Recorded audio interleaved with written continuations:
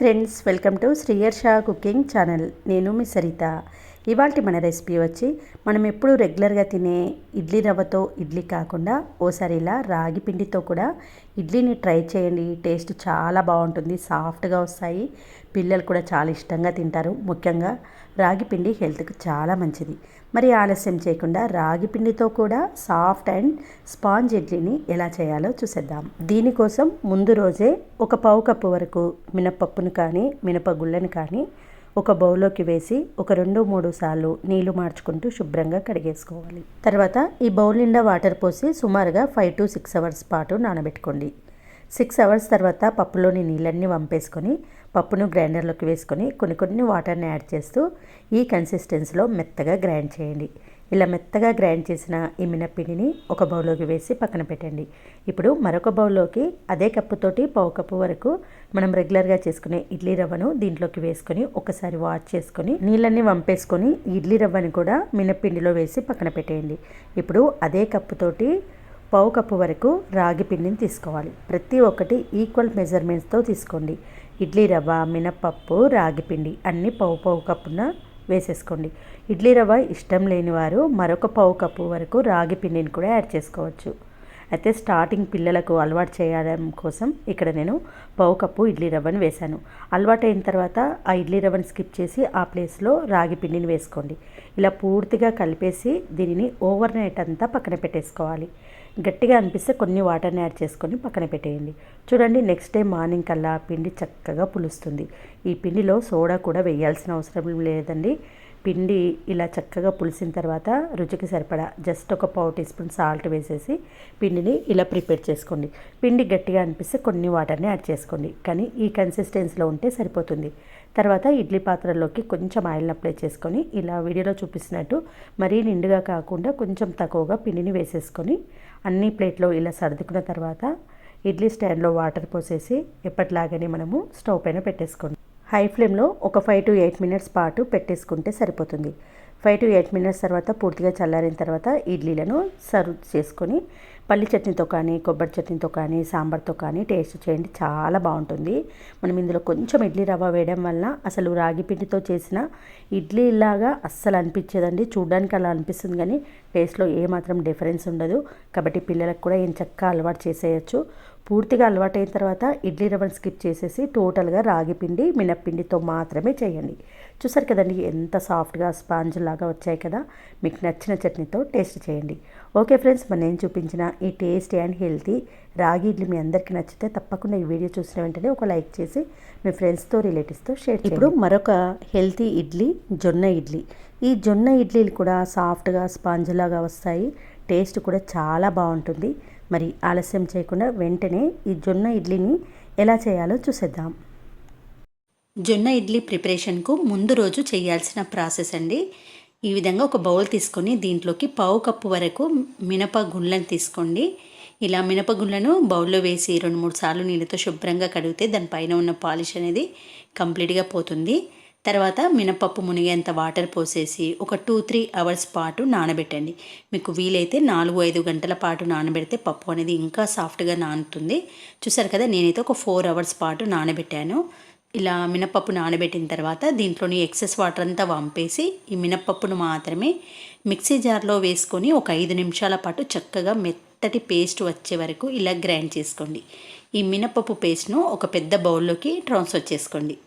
తర్వాత దీంట్లోకి పావు కప్పు వరకు ఇడ్లీ రవ్వ వేసుకోవాలి. మనము ఏ కప్పుతోటైతే మినపప్పు తీసుకున్నామో ప్రతిదీ అదే కప్పుతోటి చూపిస్తున్నాను. అదే కప్పుతోటి 1 కప్పు అంటే పావు కప్పు వరకు జొన్న పిండిని తీసుకోండి. అన్నీ 1:1 రేషియోలో తీసుకుంటే కరెక్ట్గా సెట్ అయిపోతుందండి. 1 కప్పు మినపప్పు తీసుకుంటే 1 కప్పు ఇడ్లీ రవ్వ తీసుకోవాలి, 1 కప్పు జొన్న పిండి తీసుకోండి. అన్నీ 3 ఈక్వల్ క్వాంటిటీలో తీసుకోండి. తర్వాత ఈ విధంగా కొన్ని వాటర్ను యాడ్ చేస్తూ ఈ పిండి అనేది మనం ఇడ్లీ బ్యాటర్ ఎలా ప్రిపేర్ చేసుకుంటామో సేమ్ కన్సిస్టెన్సీలోని ప్రిపేర్ చేసుకోండి. చూసారు కదా, బ్యాటర్ అనేది ఇలా ఉండాలి. ఇప్పుడు మూత పెట్టేసి ఓవర్ నైట్ అంతా పక్కన పెట్టేయండి. ఇలా ఓవర్ నైట్ అంతా పెట్టడం వల్ల ఫార్మెంటేషన్ అనేది చక్కగా జరుగుతుంది. చూసారు కదండి, నెక్స్ట్ డే మార్నింగ్ ఇది పిండి ఎంత చక్కగా ఫార్మెంటేషన్ అయింది. ఇలా పిండి చక్కగా పులిస్తేనే ఇడ్లీలు సాఫ్ట్గా మెత్తగా వస్తాయండి. అయితే వర్షాకాలంలో కానీ చలికాలంలో కానీ పిండి అంత త్వరగా పులియదు. అయితే మీకు పిండి ఈజీగా చక్కగా పులియాలంటే ఈ గిన్నె పైన మనం ప్లేట్ పెట్టేస్తాం కదండి. ప్లేట్ పెట్టిన తర్వాత కూడా దీనిపైన ఒక పెద్ద బౌల్ను బోర్లేయండి. అంటే ఎక్కడ కూడా గాలి అనేది లోపలికి పోకుండా టైట్గా బోర్లేస్తే పిండి అనేది చక్కగా ఫార్మెంటేషన్ జరుగుతుంది. తర్వాత ఈ పిండి నీళ్ళ చక్కగా కలిపేయండి. దీంట్లో కొంచెం సాల్ట్ వేసాను, ఆ పిక్ మిస్ అయిందండి. తర్వాత ఇడ్లీ స్టాండ్లోని ప్లేట్స్ని తీసుకొని దీనిపైన కొంచెం ఆయిల్ని అప్లై చేసుకొని, అయితే ఇడ్లీ పిండి అనేది మరీ ఫుల్గా నింపద్దండి, హాఫ్ వరకు మాత్రమే నింపండి. అలా అయితే ఇడ్లీలు సాఫ్ట్గా వస్తాయి. మరీ ఎక్కువ పిండి నింపితే ఇడ్లీలు అనేది కొంచెం లావుగా ఉండి లోపల గట్టి గట్టిగా వస్తుంది. తర్వాత ఇడ్లీ ప్లేట్లో అన్నిటిలో పిండి పెట్టేసుకున్న తర్వాత ఇడ్లీ స్టాండ్లో స్టవ్ పైన పెట్టేసిన తర్వాత కూడా దీనిపైన క్యాప్ పెట్టేసిన తర్వాత 10 మినిట్స్ పాటు ఉడికించుకోవాలి.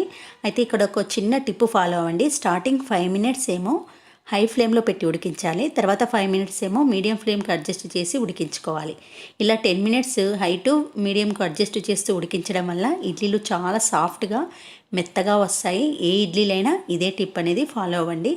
ఇలా నేను ఒక 10 మినిట్స్ పాటు పెట్టేశాను. 10 మినిట్స్ తర్వాత ఒక 5 మినిట్స్ కంప్లీట్గా చల్లారనివ్వండి. చల్లారిన తర్వాతనే ఈ విధంగా ఇడ్లీల స్టాండ్ నుంచి ఇడ్లీలను రిమూవ్ చేసేసేయండి. చూసారు కదండి ఎంత ఈజీగా సాఫ్ట్గా వచ్చేస్తున్నాయో. చాలా అంటే చాలా సాఫ్ట్గా మెత్తగా కూడా వచ్చాయండి. మనము ఎప్పుడు చేసుకునే ఇడ్లీలు ఎంత సాఫ్ట్గా ఉంటాయో సేమ్ అంతే సాఫ్ట్గా వచ్చాయి. చూసారు కదండి, నేను విరిచి కూడా చూపిస్తున్నాను. లోపల ఎంత స్పాంజీగా వచ్చిందో కనబడుతుంది కదా. సాఫ్ట్గా ఉండడమే కాదండి, టేస్ట్ కూడా చాలా బాగుంది. అసలు మీరు ఎప్పుడు చేసే ఇడ్లీలకు దీనికి ఏమాత్రం డిఫరెన్స్ అనేది లేదు టేస్ట్లో. మీ పిల్లలైతే అస్సలు గుర్తుపట్టరండి. ఒక్కసారి మీరు ఇలా జొన్న పిండితో ఇడ్లీ ట్రై చేసి చూడండి. మీ పిల్లలు కూడా చాలా టేస్టీగా తింటారు. హెల్త్ కూడా చాలా మంచిది. ఓకే ఫ్రెండ్స్, నేను చూపించిన ఈ టేస్టీ సాఫ్ట్ జొన్న పిండి ఇడ్లీ మీ అందరికీ నచ్చితే నా వీడియో చూసిన వెంటనే ఒక చిన్న లైక్ చేసి మీ ఫ్రెండ్స్తో రిలేటివ్స్తో షేర్ చేయండి. ఇడ్లీలతో నేను పల్లి చట్నీ అండ్ సాంబార్ కాంబినేషన్ చేశానండి, చాలా బాగుంది. ఆల్రెడీ మన ఛానల్లో పల్లి చట్నీ సాంబార్ రెసిపీస్ కూడా ఉన్నాయి. వీలైతే డిస్క్రిప్షన్లో లింక్ ఇస్తాను, లేదంటే ఐకార్డ్స్లో ఇస్తాను. ఈ ఇడ్లీలతో పాటు మన ఛానల్లో రెగ్యులర్గా చేసుకునే సాఫ్ట్ ఇడ్లీ ఉంది, రాగి ఇడ్లీ ఉంది. ఇంట్రెస్ట్ ఉన్న వాళ్ళు అవి కూడా మన ఛానల్లోకి వెళ్ళి చూసేసేయండి. రాగి ఇడ్లీ అయితే చాలా బాగుంటుందండి, తప్పకుండా ట్రై చేయండి. ఈ రాగి పిండిలో కానీ జొన్న పిండిలో కానీ ఐరన్, ఫైబర్ క్వాంటిటీ ఎక్కువగా ఉంటుంది, హెల్త్కి చాలా మంచిది. ఇప్పుడు మరొక రకమైన హెల్తీ ఇడ్లీ సజ్జ ఇడ్లీ. ఈ సజ్జ ఇడ్లీలు కూడా రాగి ఇడ్లీ, జొన్న ఇడ్లీకి ఏమాత్రం తీసిపోకుండా భలే టేస్టీగా సాఫ్ట్గా ఉంటాయి. మరి ఈ రెసిపీని కూడా ఎలా చేయాలో చూసేద్దాం. సజ్జ ఇడ్లీ కోసం ముందుగా ఒక మిక్సింగ్ బౌల్లోకి 1 గ్లాస్ నిండా మినపగుళ్ళని తీసుకోండి. ఇదే గ్లాస్ తోటి నేను సజ్జ రవ్వను చూపిస్తాను కాబట్టి మీరు గ్లాస్ అయినా కప్ అయినా మెజర్మెంట్తో తీసుకోవాలి. తర్వాత 1కి 2 సార్లు నీళ్లు మార్చుకుంటూ మినపగుళ్ళను శుభ్రంగా వాష్ చేసుకోండి. తర్వాత బౌల్ నిండా వాటర్ పోసి సుమారుగా 3-4 గంటల పాటు నానబెట్టుకోండి. 3-4 అవర్స్ తర్వాత మినపగుళ్ళు పర్ఫెక్ట్గా నానతాయి కదా. ఇప్పుడు కొద్దిగా వాటర్ను వంపేసుకొని లైట్గా వాటర్ ఉండేటట్టు ఈ మినపగుళ్ళను మిక్సీ జార్లోకి వేసుకొని వీలైనంత సన్నగా సాఫ్ట్గా ఈ కన్సిస్టెన్సీలో పిండిని మిక్సీ పట్టుకోండి. ఇప్పుడు దీన్ని ఒక బౌల్లోకి వేసేసుకోండి. చూడండి, సజ్జ రవ్వ ఇలా ఉంటుంది. ప్రతి ఒక్క సూపర్ మార్కెట్లో, అమెజాన్లో ఈజీగా అవైలబుల్లో ఉంది. వీలైన వాళ్ళు ఒకసారి అమెజాన్లో చెక్ చేయండి. ఒకవేళ సజ్జ రవ్వ లేకపోతే సజ్జలను తీసుకొచ్చుకొని 2-3 సార్లు నీళ్ళతో శుభ్రంగా కడిగి వాటర్ అంతా వంపేసుకొని ఆరబెట్టుకొని గ్రైండ్ చేసుకుంటే సజ్జ రవ్వ లభిస్తుంది. చూడండి, ఏ గ్లాస్ తోటి మినపగుళ్ళని తీసుకున్నామో అదే గ్లాస్ తోటి 2 గ్లాసుల సజ్జ రవ్వని తీసుకోవాలి. అంటే 1 గ్లాసు మినపప్పుకు 2 గ్లాసుల సజ్జ రవ్వని తీసుకుంటే మెజర్మెంట్ కరెక్ట్గా సరిపోతుంది. ఒకసారి నీళ్లు వేసి సజ్జ రవ్వను పూర్తిగా వాష్ చేసుకోండి. తర్వాత సజ్జ రవ్వలో ఉన్న వాటర్ను పూర్తిగా వంపేసుకొని పక్కన పెట్టుకోవాలి. మనము మినపప్పును గ్రైండ్ చేసుకున్నాం కదా, ఆ మినపప్పు మిశ్రమాన్ని ఇలా నేను హాట్ బాక్స్లో వేస్తున్నాను.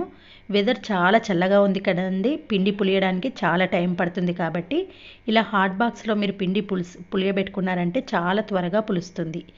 మినపప్పును ఈ హాట్ బాక్స్లోకి వేసుకొని సజ్జ రవ్వలోని ఎక్సెస్ వాటర్ను వంపేసుకుంటూ ఇలా స్క్వీజ్ చేస్తూ ఈ సజ్జ రవ్వను వేసి మినపప్పు మిశ్రమంలో పూర్తిగా కలిసేలా కలిపేయండి. పిండి ఏమైనా గట్టిగా అనిపిస్తే కొంచెం వాటర్ను అడ్జస్ట్ చేసుకోండి. చూడండి, పిండిని ఈ కన్సిస్టెన్సీలో వచ్చేటట్టు వాటర్ను అడ్జస్ట్ చేసుకొని మూత టైట్గా ఫిక్స్ చేసి ఓవర్ నైట్ అంతా అలా పక్కన పెట్టేసేయండి. వాతావరణం ఎంత చల్లగా ఉన్నా ఇలా హాట్ బాక్స్లో పిండిని పులియబెట్టారంటే మరుసటి రోజు కల్లా ఇలా చక్కగా పులుస్తుంది. దోశ పిండైనా ఇడ్లీ పిండైనా ఏదైనా సరే అండి, వాతావరణం చల్లగా ఉన్నప్పుడు ఇలా హాట్ బాక్స్లో పిండిని పులియబెట్టుకోండి. ఎండాకాలంలో అయితే మాత్రం మామూలు గిన్నెలోనే పెట్టుకోవాలి. పిండి ఇలా చక్కగా పులిసింది కదా, ఒకసారి కలిపేసి ఇప్పుడు ఈ పిండిలో రుచికి సరిపడా అంటే ఒక అర టీ స్పూన్ వరకు సాల్ట్, పావు టీ స్పూన్ వరకు వంట సోడా, పిండి కొంచెం గట్టిగా ఉంది కాబట్టి ఒక 2-3 టేబుల్ స్పూన్ల వాటర్ని వేసి కలిపేస్తున్నాను. చూడండి, ఈ కన్సిస్టెన్సీలో పిండిని ప్రిపేర్ చేసుకున్న తర్వాత ఇడ్లీ స్టాండ్లోని ప్లేట్లను తీసుకొని జస్ట్ ఒక 1 డ్రాప్ ఆయిల్ మాత్రం స్ప్రెడ్ చేయండి. తర్వాత ఈ గుంతల్లో పిండిని మరీ నిండుగా కాకుండా 3/4 వచ్చేలా పిండిని వేసుకున్నారంటే ఉడికిన తర్వాత పర్ఫెక్ట్గా వస్తాయి. ఎక్కువ పిండి వేశారంటే లోపల ముద్దగా పిండిగా ఉండి ఇడ్లీలు అనేది సాఫ్ట్గా రావు. కాబట్టి హాఫ్ వరకు వేసుకున్నా పర్వాలేదు. ఇలా ఇడ్లీ ప్లేట్లోని స్టాండ్లన్నీ సిద్ధం చేసుకున్న తర్వాత ముందుగానే స్టవ్ పైన నేను ఇడ్లీ పాత్రను పెట్టేసుకొని వాటర్ వేసానండి. వాటర్ కొంచెం వేడెగిన తర్వాత ఇడ్లీ స్టాండ్ పెట్టేసి మూతను పెట్టేసుకోండి. మీడియం ఫ్లేమ్లో ఒక 8 to 10 మినిట్స్ పాటు ఉడికించుకోవాలి. మామూలు ఇడ్లీ రవ్వతో చేసిన ఇడ్లీల కంటే ఈ ఇడ్లీలకు కొంచెం టైం ఎక్కువగా పడుతుంది. నేనైతే 10 మినిట్స్ పెట్టేశాను. పూర్తిగా చల్లారిన తర్వాత స్టాండ్ను బయటకు తీసేసి ఇడ్లీలను ఇలా ప్లేట్లో సర్వ్ చేస్తున్నాను. చూడండి ఎంత సాఫ్ట్గా పర్ఫెక్ట్గా వచ్చాయో. నేను చెప్పిన మెజర్మెంట్స్, నేను చెప్పిన టిప్స్ కరెక్ట్గా ఫాలో అయ్యారంటే రెగ్యులర్ ఇడ్లీలు ఎంత సాఫ్ట్గా ఎంత పర్ఫెక్ట్గా ఉంటాయో ఇవి కూడా అంతే పర్ఫెక్ట్గా వస్తాయి. దీనికి చక్కటి కాంబినేషన్ పల్లి చట్నీ, ఇడ్లీ కారం పొడిలో కొద్దిగా నెయ్యి వేసుకొని తినండి. మిగతా ఇడ్లీలు అంటే మనం రెగ్యులర్గా తినే ఇడ్లీలను కూడా మీరు మర్చిపోతారు. చూసారు కదండి, ఇడ్లీలు కూడా ఎంత సాఫ్ట్గా మెత్తగా ఉన్నాయో. టేస్ట్ కూడా చాలా బాగుంటుంది. మరి రెగ్యులర్గా చేసుకునే ఎప్పుడు తినే ఇడ్లీలు కాకుండా ఇలా సజ్జ ఇడ్లీలను మీరు తినండి. మీ ఇంట్లో పిల్లలకు కూడా టేస్ట్ చూపించండి. వాళ్ళు కూడా అలవాటు చేసుకొని వాళ్ళ ఆరోగ్యాన్ని కూడా కాపాడుకుంటారు. ముఖ్యంగా అధిక బరువుతో బాధపడేవారు వెయిట్ లాస్ కోసం అవి ఇవి తినడం కాకుండా ఇలా సజ్జలను రోజు తినే ఆహారంలో ఏదో ఒక రూపంలో తీసుకోవడానికి ప్రయత్నించండి. అంతేకాకుండా షుగర్ పేషెంట్స్కి ప్రతి ఒక్కరికండి, వాళ్ళకి వీళ్ళకి కాదు ప్రతి ఒక్కరికి ఆరోగ్యపరంగా ఈ సజ్జలు చాలా చాలా మంచివి. తప్పకుండా ఈ రెసిపీని ట్రై చేయండి. నచ్చితే ఒక లైక్ చేసి మీ ఫ్రెండ్స్తో రిలేటివ్స్తో షేర్ చేయండి. ఇప్పటి వరకు రాగి ఇడ్లీ, జొన్న ఇడ్లీ, సజ్జ ఇడ్లీ ఇలా రకరకాల ఇడ్లీ రెసిపీస్ చూశారు. ఇవన్నీ చూసినప్పటికి కూడా మనము కొన్నిసార్లు అయితే ఎప్పుడు తినే ఇడ్లీలను మర్చిపోం కదా. మరి అలాంటి వారి కోసం కూడా రెగ్యులర్గా చేసుకునే ఇడ్లీ రెసిపీని కూడా ఇదే వీడియోలో చూసేయండి.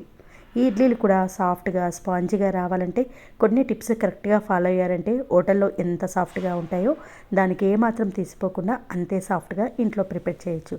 మరి ఆలస్యం ఎందుకు, వెంటనే ప్రాసెస్లోకి వెళ్దాం పదండి. సాఫ్ట్ ఇడ్లీ కోసం ముందు రోజు ఒక బౌల్లోకి 1 గ్లాస్ నిండా మినపగుళ్ళని తీసుకోవాలి. ఇదే గ్లాస్ తోటి నేను మెజర్మెంట్స్ అన్నీ చూపిస్తాను. ఇలా పప్పు వేసిన తర్వాత 2-3 సార్లు నీళ్ళని మార్చుకుంటూ వీడియోలో చూపిస్తున్నట్టు పప్పు పైన డస్ట్ పోయే వరకు శుభ్రం చేసి పెట్టుకోవాలి. ఇలా పప్పును ఎక్కువసార్లు ఇలా కడగడం వల్ల ఇడ్లీలు మెత్తగా రావడమే కాదు తెల్లగా కూడా వస్తాయి. అయితే ఇక్కడ ఇడ్లీకి ఎప్పుడైనా మినపగుళ్ళను వాడితేనే ఇడ్లీలు సాఫ్ట్గా వస్తాయి. ఇలా శుభ్రం చేసిన తర్వాత బౌల్ నిండా వాటర్ పోసి సుమారుగా ఒక 4 గంటల పాటు నానబెట్టుకోవాలి. ఇక్కడ మరొక టిప్ చెప్తున్నాను. ఇడ్లీలు మల్లెపూల్లా తెల్లగా కనబడాలంటే ఈ మినపప్పులోకి 1 టేబుల్ స్పూన్ వరకు సాబుదానా యాడ్ చేసుకోవాలి.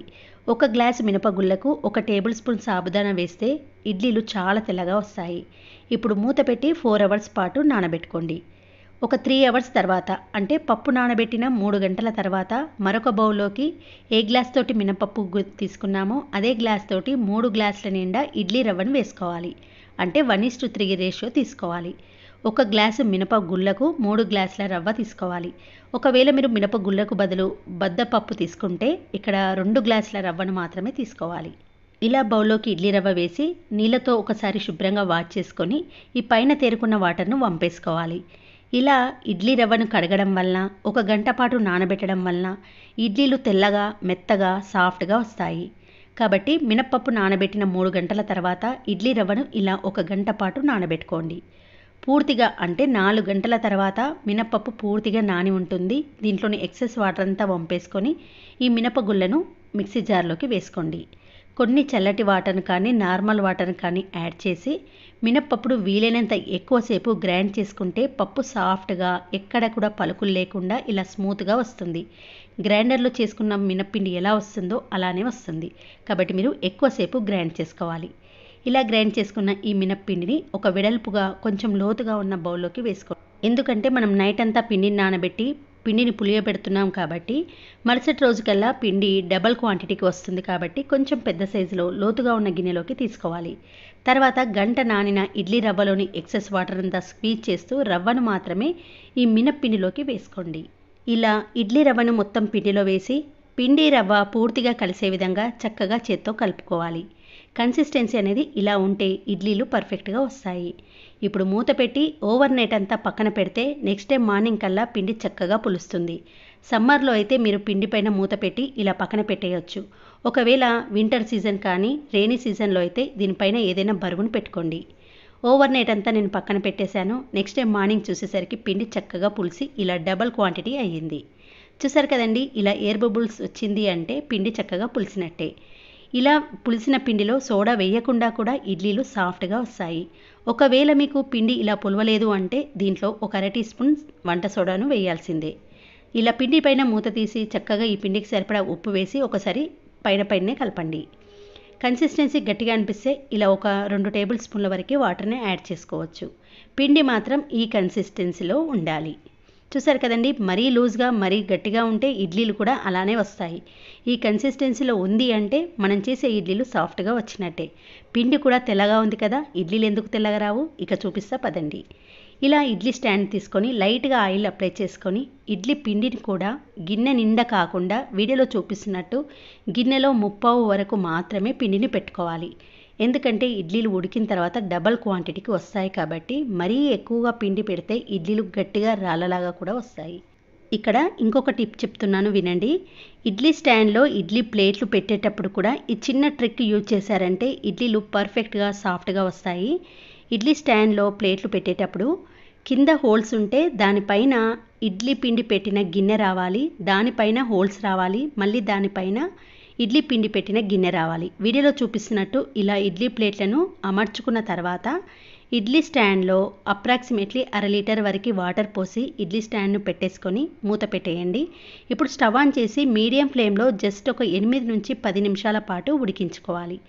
ఎక్కువ టైం ఉడికిస్తే కూడా ఇడ్లీలు గట్టిగా వస్తాయి కాబట్టి టైం చూసుకొని 8 to 10 మినిట్స్ తర్వాత స్టవ్ ఆఫ్ చేసి 2 మినిట్స్ కొద్దిగా చల్లారిన తర్వాతనే ఇడ్లీలను చెక్ చేసుకోండి. చూసారు కదండి ఎంత సాఫ్ట్గా తెల్లగా దొదుల్లా వచ్చాయో. స్టవ్ ఆఫ్ చేసిన తర్వాత 2 మినిట్స్ ఇడ్లీ ప్లేట్లు చల్లారిన తర్వాతనే ఇలా స్పూన్ సహాయంతో కానీ చేతి సహాయంతో కానీ ఈజీగా ఇడ్లీలను ఇడ్లీ ప్లేట్ నుంచి రిమూవ్ చేయొచ్చు. చూసారు కదండి, తెల్లగా దూదుల్లాగా టేస్టీగా ఉండే ఈ ఇడ్లీలను తప్పకుండా నేను చెప్పిన టిప్స్ అండ్ ట్రిక్స్తో ఇడ్లీ బ్యాటర్ను ప్రిపేర్ చేసి చూడండి. ఇడ్లీలు అంటే పరిగెత్తే వారు కూడా ఇవి చేసిన రోజు పరిగెత్తుకుంటూ తినడానికి వస్తారు. ఓకే ఫ్రెండ్స్, నేను చెప్పిన టిప్స్ అండ్ ట్రిక్స్తో ఇడ్లీ బ్యాటర్ను ప్రిపేర్ చేసి ఇడ్లీలు ప్రిపేర్ చేయండి.